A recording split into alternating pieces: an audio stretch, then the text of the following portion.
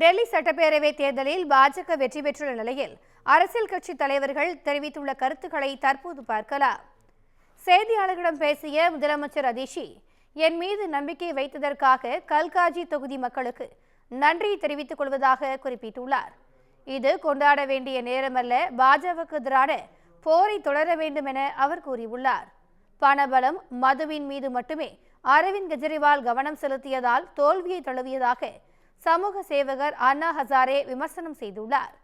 வேட்பாளரின் நடத்தை, எண்ணங்கள் சுத்தமானதாக இருக்க வேண்டும் என குறிப்பிட்ட அவர், கெஜ்ரிவால் பணத்தின் செல்வாக்கு ஆடப்பட்டு விட்டதாக குற்றம் சாட்டினார். தோல்விக்கு பின் செய்தியாளர்களிடம் பேசிய மணிஷ் சிசோடியா, ஜங்பூரா தொகுதியில் நாங்கள் கடுமையாக போட்டியிட்டும் 600 வாக்குகள் வித்தியாசத்தில் தோல்வியடைந்ததாக தெரிவித்தார். வெற்றி பெற்றவர்களுக்கு வாழ்த்துக்கள் என்றும் அவர் குறிப்பிட்டுள்ளார்.